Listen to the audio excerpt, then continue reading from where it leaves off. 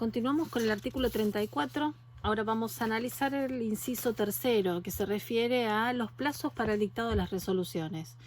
El inciso tercero del artículo 34 dice que distingue a los tipos de los plazos en función de los tipos de resoluciones. Todavía no las vimos, pero para que vamos anticipándonos al tema, hay tres tipos de resoluciones judiciales: las providencias simples, las interlocutorias, las homologatorias y la sentencia definitiva. Lo que hace acá este artículo es decirle al juez en qué plazos tiene que resolver según el tipo de resolución. Entonces dice que las providencias simples, aquellas que se dictan en el transcurso del proceso, pero no son la que los hace, no es la providencia que lo hace, la resolución que lo hace concluir, sino las que dicta continuamente el juez o el secretario o el prosecretario del juzgado para la tramitación de la causa.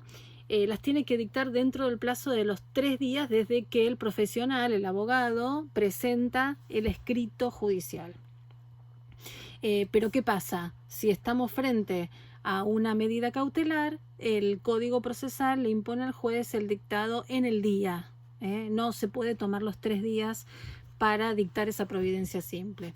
Las sentencias interlocutorias u homologatorias, dentro de los 10 o 15 días de quedar el expediente para resolver, según se trate de un tribunal unipersonal o colegiado. ¿Por qué hace esta distinción el código? ¿Por qué habla de unipersonal o colegiado? Porque el juez de primera instancia es unipersonal, es un solo juez. Pero si estamos frente a una providencia interlocutoria que tiene que dictar, por ejemplo, la Cámara Civil o la Cámara Comercial, como vimos cuando analizamos el tema de la competencia, en las cámaras civiles y comerciales hay salas y cada sala está integrada por 3 magistrados a los cuales se los llama camaristas. Entonces, si el tribunal es colegiado, el plazo es mayor. El inciso C dice las sentencias definitivas en el juicio ordinario. Acá hacemos la disquisición también, que no solamente existe el proceso ordinario en nuestro Código Procesal, sino también está el sumarísimo. Entonces acá está solamente hablando de los procesos ordinarios y dice que el plazo para dictar sentencia definitiva es de 40 o 60 días también, según nos encontremos frente a un juez de primera instancia, va a tener 40 días. Y si estamos en la Cámara Civil o Comercial, en una de las salas, el plazo para dictar la sentencia de segunda instancia va a ser 60 días.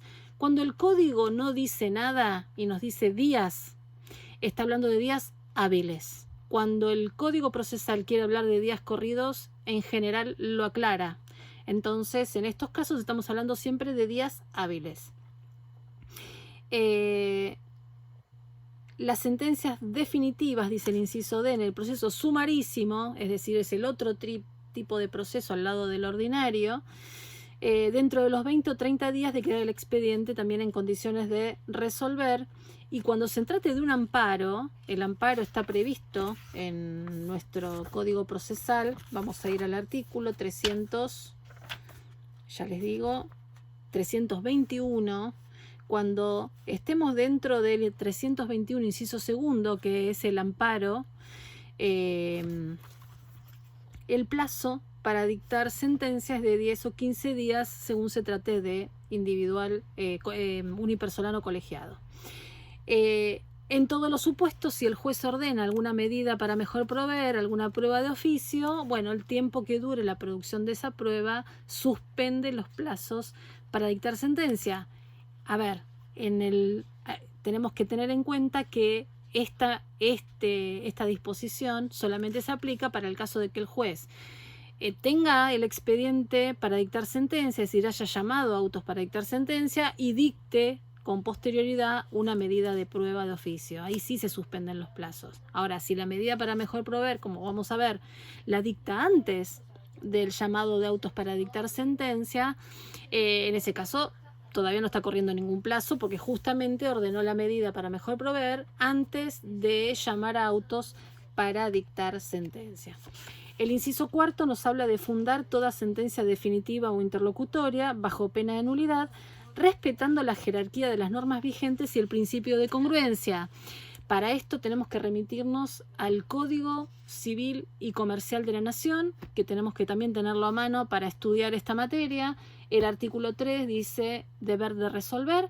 El juez debe resolver los asuntos que sean sometidos a su jurisdicción mediante una decisión razonablemente fundada. Y el artículo 1 dice que los casos deben ser resueltos de acuerdo a las leyes, la Constitución Nacional, los tratados de derechos humanos en los que la República sea parte, y para eso tiene que tener en cuenta, dice el juez, la finalidad de la norma. Los usos y prácticas y costumbres son vinculantes cuando las leyes o los interesados se refieran a ellos o en situaciones no regladas legalmente, siempre que no sean contrarios a derecho. Esto lo vimos en la primera clase cuando vimos fuentes.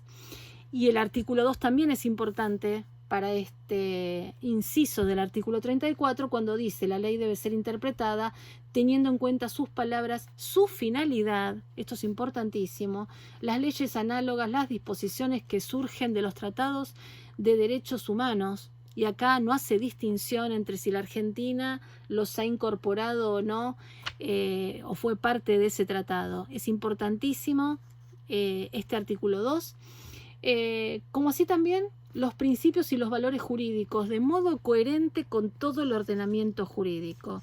Es decir, el juez, para dictar una sentencia razonablemente fundada, tiene que tener en cuenta todo el ordenamiento. Y todo el ordenamiento son las leyes, los tratados, no importa si la Argentina haya sido parte o no, la finalidad de las normas, los principios y los valores jurídicos, en un todo coherente. Bueno, en el próximo video vamos a seguir viendo este artículo 34.